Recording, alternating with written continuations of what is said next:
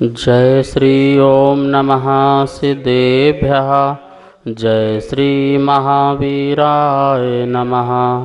जय श्री परम्पराचार्य गुरुवे नमः। जय श्री उमा स्वामी गुरुवे नमः। जय श्री शांति सागर गुरुवे नमः। जय श्री विद्यानंद गुरुवे नमः। मोक्ष मार्गस्य नेतारं भेत्तारं कर्म भूभृतां ज्ञातारं विश्वतत्त्वानां वन्दे तद्गुणलब्धये। मंगलं भगवान् वीरो मंगलं गौतमो गणी मंगलम कुंद कुंदार्यो जैन धर्मोस्तु मंगलम। अपन सब लोग 7वें अध्याय में सूत्र नंबर 33वां सामायिक के अतिचार इसकी चर्चा चल रही थी। कल अपन ने देखा था परिधान का अर्थ है। परिधान का मतलब प्रयोग है, प्रवृत्ति है, परिणाम है। 33वां नंबर सूत्र का व्याख्यान करें इसके पहले आइए एक बार 33वां सूत्र को बोर्ड में देखते हैं। 7वें अध्याय का सूत्र नंबर 33वां है योग दुष्प्रणिधाना नादर स्मृत्यनुपस्था नानी। यहाँ पे शा लिखा है, यहाँ पे विसर्ग भी चल सकता है, दुह परिधान भी चल सकता है। अपन पढ़ सकते हैं योग दुह प्रणिधाना नादर स्मृत्यनुपस्था नानी। संधि निकलेगी योग दुष्प्रणिधान अनादर स्मृति अनुपस्थानानि। इस प्रकार से यहाँ 5 अतिचार हैं। योग संबंधी 3 अतिचार, मन वचन काय का दुष्प्रणिधान, चौथा अनादर और 5वां स्मृति अनुपस्थान। ठीक है, ये 5 अतिचार हो गए। आइए आज इन 5 अतिचारों के बारे में विस्तार से समझते हैं। सामायिक के अतिचार में सूत्र में सबसे पहले लिखा है योग दुष्प्रणिधान या दुष्प्रणिधान। योग आप जानते हैं मन वचन और काय, इन 3 को योग कहते हैं। और आचार्य कह रहे हैं सामायिक के काल में इन तीनों का दुष्प्रणिधान अर्थात दुष्ट प्रवृत्ति करना, अन्यथा प्रवृत्ति करना या अन्य रूप परिणाम करना, क्रिया करना जो सामायिक के विपरीत हों, सामायिक के अनुकूल न हो, उसे कहते हैं योग दुष्प्रणिधान। अब अपन का एक एक का अर्थ समझते हैं। पहले काय से प्रारंभ करते हैं। काय योग दुष्प्रणिधान, ठीक है ना। तो काय योग में क्या है, शरीर का स्थिर ना रहना। सामायिक चल रही है और सामायिक काल में अपन क्या कर रहे हैं, शरीर को स्थिर नहीं रख रहे हैं। देखिए शरीर स्थिर नहीं होगा तो मन भी स्थिर नहीं होगा और आत्म तत्व में हमारा उपयोग बैठेगा नहीं। तो काय का स्थिर होना बहुत ज़रूरी है। जैसे आचार्य कहते हैं आसन जय। आसन जय, आसन को जीतना चाहिए। जिसका आसन जितना मजबूत होगा, जितना हलन चलन से रहित होगा, वह व्यक्ति उतना ही अपने आत्म उपयोग में जा सकता है। बाह्य जगत से हट करके अपने अंतरंग आत्मा में स्थिर हो सकता है। अप्पा अपम्मी रदो, यह व्यवस्था पूरी फिर हो सकती है। ठीक है ना। इसलिए शरीर का स्थिर होना बहुत ज़रूरी है। तो अतिचार क्या लग रहा है कि सामायिक काल में शरीर को हिलाना, शरीर को ढुलाना, आगे करना, पीछे करना, गर्दन हिलाना, आँखें खोलना, भौएं मटकाना, ओंठ चलाना, उंगली को से गिनना, ये सब क्या है, अतिचार है। निश्चल स्थिति ना बनना, एकाग्रता नहीं बन पा रही है शरीर की, इधर उधर मटकना, सरकना, टिकना। कभी कभी सामायिक में सो जाते हैं, दीवार से टिके और टिके टिके टिके क्या हो जाते हैं, वो झटके लगते हैं और सो जाते हैं या सरकते रहते हैं। बार बार आसन चेंज करते रहते हैं। अभ्यास कीजिए, प्रयास कीजिए।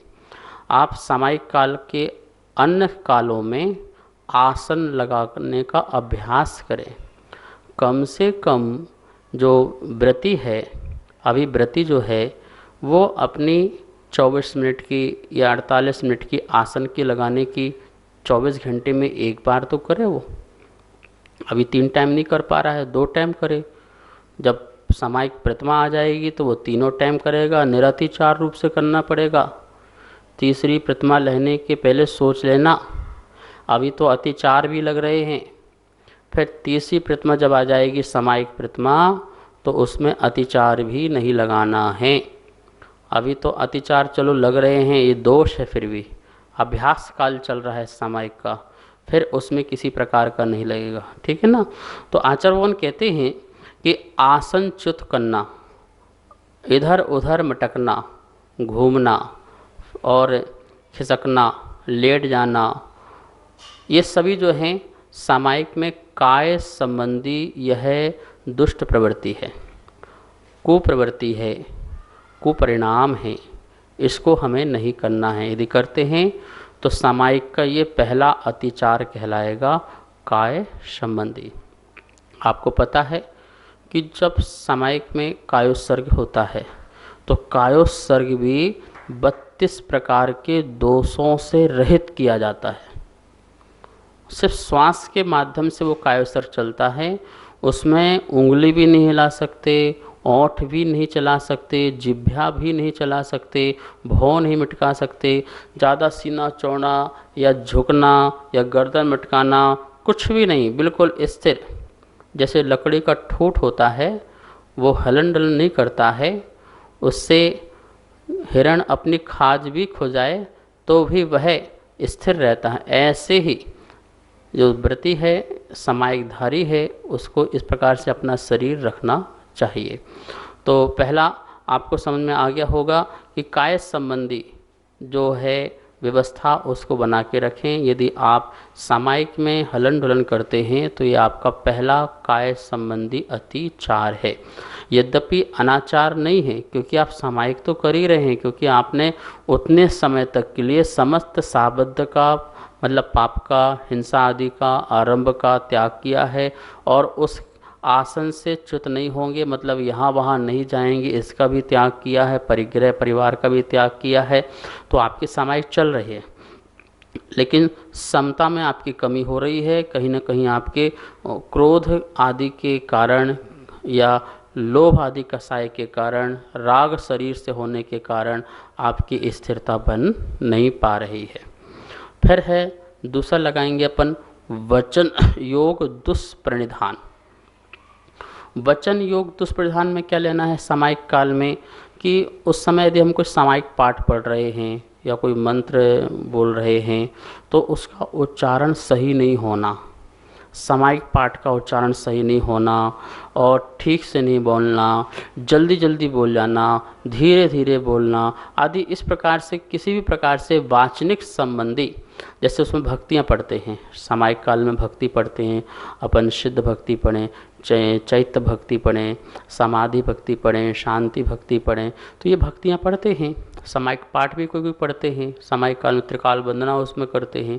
तो उस समय पाठ को भूल जाना, कम बोल देना, अक्षर ज़्यादा बोल देना, अक्षर रहित होकर के बोल देना, तो इस प्रकार से अनेक प्रकार की जो हैं उसमें पाठ करते करते कुछ पाठ को छोड़ देना।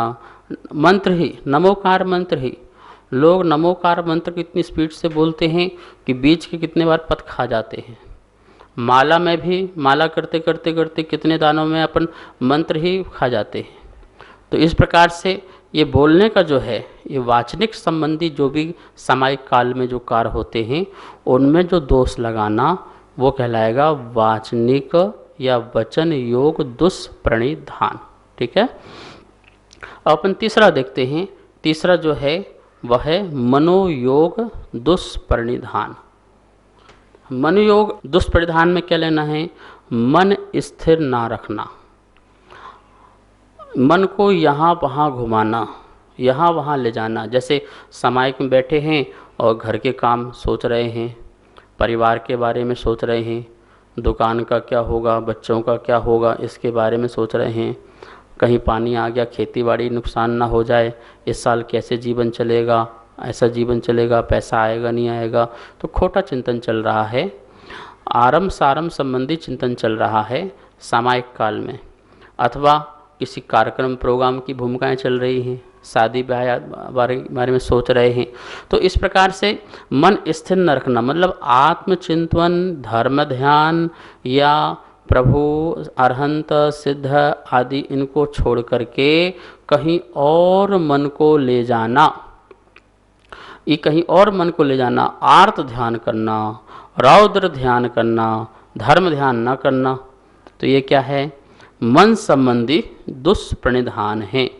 तो सामायिक के काल में किसी प्रकार से जो खोटे विषय हैं, 5 इंद्रिय के विषय हैं, उनकी चाहना के लिए कल्पनाएं करना, कल्पना कर रहे हैं, सोच रहे हैं उनके बारे में, कब घूमने जाऊंगा, कब ये खाऊंगा, कब ये ओढ़ूंगा, कब संभरूंगा, कब मेरे पास ये सब कुछ होगा। तो इस प्रकार से विषयों की चिंता करना, आत्मचिंतन छोड़ करके विषयों की चिंतन में लगे रहना, ये कौन सा है? ये मनोयोग दुष्प्रणिधान है। देखो, आपने समय भी दिया, आपका समय भी गया और उतने देर तक आप बैठे भी, तो जब बैठे ही थे और समय भी दे रहे थे, तो हमें क्या करना चाहिए था? उसका पूरा का पूरा सदुपयोग करना चाहिए था। उतने समय तक कम से कम समता का परिणाम रखना चाहिए था। इसलिए नियत सामायिक और अनियत सामायिक 2 प्रकार की सामायिक होती है। तो श्रावक की नियत सामायिक बनाई कि श्रावक जो है वो संसार में उलझा हुआ है, परिवार में, परिग्रह में उलझा हुआ है, तो बोले ये दिन भर तो समता में रह नहीं पाएगा, विषम ही रहेगा। तो बोले इसके समता में लाने के लिए इसको नियत सामायिक बताए कि आपको नियत सामायिक करना है। कम से कम ये जो समय है, इतना समय आपको निकालना ही निकालना है। और नहीं, ये नियत सामायिक भी नहीं बनाते तो वो हमेशा विषमता में ही रहता। इसलिए आचार्य ने कहा भैया जो संध्या काल हैं, उन संध्या कालों में आपको सामायिक करना है। आप बाकी समय आप संसार में लगो, संसार के कार्य करो, लेकिन आपको ये समय, क्योंकि यही आपकी संध्या काल सामायिक जो है, नियत सामायिक है, एक दिन अनियत सामायिक बन जाएगी, मुनिराज की अवस्था को दे देगी। और जब मुनिराज जब बन जाते हैं तो उनको तो आर्त रौद्र ध्यान बिल्कुल मना ही है, या तो धर्म ध्यान करना है या शुक्ल ध्यान करना है। उनकी दशा शुभ ध्यान की होती है, अशुभ की तो होती नहीं है। और शुभ के बीच बीच में वो शुद्ध उपयोग की दशा में चले जाते हैं। तो इस प्रकार से नियत सामायिक जो श्रावक को है, नित्य काल करना ही करना है, उसे छोड़ना बिल्कुल नहीं है। छोड़ दिए तो वो सही बात नहीं है। तो यहाँ पर अपन 3 बात समझ में आ गया। योग दुष्परिधान का, काय संबंधी दुष्परिधान, वचन संबंधी दुष्परिधान और मनोयोग संबंधी दुष्परिधान, ये 3 अतिचारों की यहाँ पर बात हुई। नमोस्तु आचार्य भगवान, आपने जो ये विषय रखा है, इस विषय को सुनते हुए हमें एक जिज्ञासा हो रही है। जैसे कोई भी साधक साधना कर रहा है या संकल्प पूर्वक जाप दे रहा है, सामायिक कर रहा है, और उस सामायिक के चलते कई प्रकार की प्रतिकूलताएं भी आती हैं। जैसे कई बार प्यास लगती है, मच्छर आदि कीट पतंगे परेशान करते हैं, या किसी प्रकार की प्राकृतिक बाधा भी उत्पन्न होती है। तो इस समय पे क्या हमें करना चाहिए? क्या हमें उन चीज़ों का प्रतिकार करना चाहिए, या सामायिक से उठ करके उनकी पूर्ति करना चाहिए, या उपसर्ग को भगाने के लिए कोई अन्य काम? इस विषय में बड़ी उलझन है, कृपया अपना मार्गदर्शन प्रकट करें भगवान। बहुत सुंदर प्रश्न किया है, और यह प्रश्न या शंका लगभग सभी के मन में होगी जो पाठकगण सुन रहे हैं। सामायिक काल में ये अनेक प्रकार की बाधाएं उत्पन्न होती हैं, कभी मच्छरों के द्वारा, कभी कीट पतंगों के द्वारा, कभी और भी बड़े जानवर भी कर सकते हैं उपसर्ग आदि, और शरीर में किसी प्रकार का असाता भी उत्पन्न हो सकता है। तो ये अनेक प्रसंगों में भी सामायिक काल में हमें क्या करना है? तो इन सब का एक ही जवाब है, समता धरना है। अरहंत नाम जपना, समता को सदा रखना, बस यही उपाय है। यदि हम सामायिक ही करने बैठे हुए हैं तो सामायिक का अर्थ क्या होता है? समता रखना। उपसर्ग आने पर किसी प्रकार से परिचय को जीतना है, इन सबको जीतना ही तो वेदना सहनम धर्मः। जो समता पूर्वक वेदना को सहन करता है उसी का नाम तो ही क्या कहा गया है, धर्म कहा गया है। और उसी धर्म को प्रकट करने के लिए हम ये सामायिक करते हैं। देखिए सुदर्शन सेठ के ऊपर कितना बड़ा उपसर्ग आया, वह सामायिक में खड़े हुए हैं और उनको उठा करके राजमहल ले गए और उन पर कितना प्रकार का आरोप भी लगाया, तब भी उन्होंने अपने सामायिक नहीं छोड़ी, अपना सील नहीं छोड़ा, अपनी सामायिक नहीं छोड़ी। ठीक है ना। इसी प्रकार से एक जो सेठ जी थे जिनको प्यास लग रही थी और सामायिक काल उनका चल रहा था, तो प्यास लगने पर भी उन्होंने अपने सामायिक काल नहीं छोड़ी। यद्यपि आकुलता हुई और जिसके कारण उनकी दुर्गति भी हुई, त्रियंश पर्याय को प्राप्त हुए, लेकिन वो सामायिक का वो जो फल उनको प्राप्त हुआ, त्रियंश में भी उन्हें तीर्थंकर के दर्शन मिल गए महावीर स्वामी के। तो इस प्रकार से सामायिक को हम दृढ़ता से करते हैं। हम सामायिक का जो नियम है उसको तोड़ते नहीं हैं, न तोड़ना चाहिए। ठीक है, आप उस समय चिंतन करो, चिंतन के बल से सब कुछ का समाधान हो सकता है। सुकुमाल मुनि, 5 पांडव मुनि, कितना घोर उपसर्ग चल रहा है, तो क्या करें, उपसर्ग को आने पर छोड़ के भाग जाएं? नहीं, आत्मचिंतन करना है। आप अपने उपयोग को आत्मा में ले जाओ, वहाँ से उपयोग को हटा लो। असाता से जैसे पैरों में दर्द हो रहा हो, पीड़ा हो रही हो, या किसी प्रकार से मच्छर आदि काट रहे हो, तो वहाँ से अपने उपयोग को हटाइए और अपने आत्म चिंतन ले जाइए। पर द्रव्य से मन को हटाइए, उसी का नाम तो सामायिक है।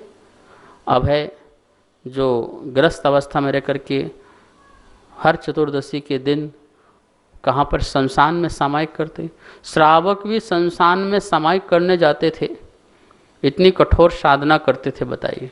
और कितना भी उपसर्ग आए, मुनियों जैसे उपसर्गों को सहन करते थे। यही सामायिक है जहाँ क्षमता का परिणाम बना रहे। अब सूत्र में एक शब्द आया है अनादर, ये 5वां नंबर का अतिचार है, अनादर। ठीक है ना, आदर नहीं करना, सामायिक का भी आदर नहीं करना, वो अनादर कहलाता है। किस प्रकार से अनादर नहीं करना, सामायिक करने में उत्साह नहीं होना। जैसे संध्या वेला का समय आ गया, संधि काल का, कि सामायिक करना है, अच्छा सामायिक का टाइम हो गया, ओ ठीक है चलो बैठ जाते, सामायिक कर लेते। मतलब कि बेमन से सामायिक कर रहा, बैठना पड़ेगा, अब 1 घंटा बैठेंगे, ना किसी से बोल पाएंगे, ना मिल पाएंगे, ना कार्यक्रम प्रोग्राम कर पाएंगे, चलो ठीक है कर लेते हैं। तो इस प्रकार से टालने वाली बात हो गई कि अब नियम लिया है तो क्या करें, अब बैठना करना है। तो ये अनादर, ये आदर नहीं है। अरे ये सामायिक जहाँ तुम्हें परमात्मा बनाने की एक स्कीम है, एक चीज़ है, और उसमें भी तुम्हें क्या नहीं हो रहा है, आदर नहीं हो। आदर मतलब होता है उत्साह। यदि किसी काम में आदर है तो समझ लो अंदर से बहुत उत्साह है, अरे मेरा सामायिक का समय हो गया, ओहो अहो भाग, इतने समय मुझे मिलेगा अब अपने आप को जानने का और समझने का, अपनी आत्म परीक्षा करने का, शक्ति की परीक्षा करने का। तो इस प्रकार से ये आदर भाव होना चाहिए, लेकिन अनादर है, उत्साह नहीं, सामायिक करने में उत्साह नहीं होना। और कैसे उत्साह नहीं होना, जैसे कि खड़े होकर के पहले चारों दिशाओं में कायोत्सर्ग होता है, इस प्रकार से 3 प्रकार से आवर्त होता है, एक सुरुन्नति होती है और बैठ कर के प्रणाम होता है। ये सामायिक के पूर्व भी और सामायिक के बाद में भी करना होता है। ठीक है ना, चारों दिशाओं में। तो अपन बैठे बैठे आवर्त कर लें या बैठे बैठे सुरुन्नति कर लें, बैठ के उठ के बैठ के ना करें, उसमें भी आलस कर जाएं, ऐसे कर लें। जब पूरा प्रॉपर क्या बोलते हैं भक्ति से घुमाया जाता है, सिर झुकाया जाता है, तो आदर ही नहीं है, फटाफट कर दे जा रहे हैं, निपटाने का काम कर रहे हैं। तो इस प्रकार से उत्साहपूर्वक सामायिक नहीं करना, सामायिक करते समय भी उसमें सामायिक में उत्साह नहीं रहना, इसका नाम है अनादर। ठीक है ना। तो इस प्रकार इन चीज़ों का ध्यान रखना चाहिए। ये चौथा नंबर का अतिचार है। यदि इस प्रकार से आप शॉर्टकट में भागते हैं, संक्षेप में करते हैं और इस प्रकार से कर लेते हैं तो आचार्य मन कहते हैं कि ये सामायिक का चौथा नंबर अतिचार है। अब देखते हैं पांचवा नंबर का जो अतिचार है उसका नाम है स्मृत्यनुपस्थान। ठीक है ना, इसकी संधि करेंगे स्मृति अनुपस्थान। स्मृति मतलब होती मेमोरी, ठीक है ना, याददाश्त। अनुपस्थान मतलब अभाव, मतलब कि याददाश्त का अभाव। सामायिक करना ही भूल जाना, इसका अर्थ इतना ही हुआ कि सामायिक का काल था, बातों में इतना लग गए, कार्यक्रम प्रोग्राम में इतना लग गए, घर परिवार में लग गए या व्यापार में, बिजनेस में, तो लोगों की बातचीत में हमने समय लगा दिया और फिर भूल गए। तो भूल गए तो अरे मैं तो सामायिक ही भूल गया, सामायिक करना रह गया। तो इस प्रकार से सामायिक करने का भूल जाना। अरे हम भोजन करना तो नहीं भूलते हैं, अपने काम करना तो नहीं भूलते हैं, और भूल क्या रहे हैं? जिसमें कल्याण होना है, जिससे उद्धार होना है, जिससे कर्म की निर्जरा होना है, जिससे आत्मचिंतन बढ़ना है, और उसको हम भूल गए। मतलब श्रेष्ठ कार्य को भूल गए, और जो श्रेष्ठ कार्य नहीं था, सांसारिक कार्य था, हम उसको अच्छे से याद रखते हैं। आपको पता है, आप कुछ याद करो तो भूल जाते हैं, और लोगों की बातें नहीं भूलते हैं। किसी ने कभी कुछ तुम्हें अपशब्द कह दिया हो तो वो आपको 50 सालों तक याद रहता है, तारीख याद रहती है, दिन याद रहता है, लेकिन आपको ये याद नहीं रहता कि इस मंदिर में कब गया था, यहाँ दर्शन कब किया था, ये मैंने पढ़ा कब था, ये सब भूल जाते हैं आप। तो इसका मतलब है आपका जो उत्साह जो है वह उत्साह या निष्ठा या लगन जो है वो अशुभ के प्रति ज़्यादा है, शुभ के प्रति नहीं है, अच्छे के प्रति नहीं है, कल्याणप्रद के प्रति नहीं है, मंगल के प्रति अच्छा नहीं है। तो आचार्य वन कह रहे हैं कि ये पांचवा नंबर का जो अतिचार है ये स्मृति अनुपस्थान अर्थात स्मृति का अभाव, सामायिक करना ही भूल जाना, सामायिक याद नहीं रहना, सामायिक कब करना है, कितना करना है, कैसे करना है, इस सब बातों को क्या हो जाना, भूल जाना। तो ये पांचवा नंबर का क्या है, अतिचार है। इस प्रकार से योग दुष्प्रणिधान में 3 अतिचार, अनादर का 5वां और स्मृति अनुपस्थान नंबर का 5वां नंबर का ये अतिचार है। ये पांचों ही अतिचार कभी कदाचित लगे, कभी कभार आपको लग सकते हैं। ये परमानेंट नहीं लगने वाले, परमानेंट लगे, रोज ही रोज लगने लग जाएं तो ये क्या होंगे, फिर ये अतिचार नहीं होंगे भैया, फिर तो ये अनाचार हो जाएगा। कभी कदाचित ऐसा हो जाता है, लग जाता है, तो आचार्य कहते हैं अतिचार है। तो सामायिक के बाद उसमें प्रायश्चित भी लेना चाहिए। उन अतिचारों में जो दोष लगे हमारे, उनका हम निवारण करने के लिए प्रायश्चित ग्रहण करें, कुछ त्याग करें, कुछ जाप करें, कुछ नियम लें, कुछ व्रत लें उसको, कि अब इस प्रकार का हम अतिचार नहीं लगने देंगे, तो वह हमारी सामायिक फिर अच्छी तरह से चलती जाएगी। नमोस्तु चर्चरी। अभी सामायिक का वर्णन चल रहा है, तो हमें सामायिक का में किस बात का चिंतन करना चाहिए? सामायिक में क्या चिंतन करना चाहिए, बहुत सुंदर प्रश्न है। और ये प्रश्न भी लगभग सभी के मन में आता है कि सामायिक की बात बहुत होती है और सामायिक में हम क्या करें। देखिए, सामायिक में सबसे पहले तो हमें पुरुषार्थ पूर्वक इस बात का ध्यान रखना है, हमारा आर्त ध्यान और रौद्र ध्यान ना हो। सबसे पहले ये ध्यान रखना है, मतलब खोटे ध्यान का अभाव करना है। कितना भी खोटा ध्यान मन में आए उसको तुरंत ही निकल करके, भले आप अरहंत सिद्ध में चले जाओ, भले आप ओम नमः सिद्धेभ्य बोलना प्रारंभ कर दो मन ही मन, लेकिन आपको किसी भी तरीके से आर्त ध्यान से और रौद्र ध्यान से बचना है, पुरुषार्थ पूर्वक, बुद्धि पूर्वक, और धर्म ध्यान में लगना है उस समय। तो उस समय आप किसी मंत्र का स्मरण करें, किसी तीर्थ का स्मरण करें और किसी भी प्रकार से तत्व का चिंतन करें। प्रारंभिक अवस्था में थोड़ा सा आप सांसों में ध्यान दें, चित्त को स्थिर करने के लिए श्वासों में ध्यान रखें, कायोत्सर्ग करें, और इसके बाद आप आत्मचिंतन करें, आत्म संबोधन करें। मैं कौन हूँ, मैं क्या हूँ, मेरा क्या स्वरूप है, मैं क्यों आया जगत में, किस निमित्त से आया है, कहाँ जाना है, मेरा शाश्वत धाम कहाँ है, क्या मेरा शरीर ही मैं हूँ, क्या परिवार बिना मेरा जीवन नहीं है, क्या परिग्रह होना जरूरी है। इस प्रकार से आप अपने आप का चिंतन करते करते करते देखेंगे, आप संसार से अपने को अलग करेंगे, परिग्रह से अलग करेंगे, परिवार से अलग करेंगे, पापों से भी अपने को अलग करते जाएंगे और आप पाएंगे कि मैं अकेला खड़ा हुआ हूँ। जा वाणी के ज्ञान से सूझे लो कालो, सो वाणी मस्तक धरो सदा दे तो धो। हे जिन वाणी भारती तो हे जपो दिन रेन, जो तेरी सरना धरे सो पावे सुख चैन। सभी को बहुत बहुत मंगल आशीर्वाद। सभी को सादर जय जिनेन्द्र। आप सभी के सहयोग से तत्वार सूत्र जी की पुस्तकें निरंतर छपती जा रही हैं। तत्वार सूत्र जी के 5वें अध्याय की पुस्तक छप के आ चुकी है तथा 6ठे अध्याय की पुस्तकें छपवाने में आप अपना सहयोग दे सकते हैं। आप सभी जैन पाठशाला का आनंद ले रहे हैं तथा ज्ञानार्जन कर रहे हैं। जैन पाठशाला निरंतर इसी प्रकार चलती रहे, इसके लिए आप जैन पाठशाला के पुण्यार्जक बन सकते हैं।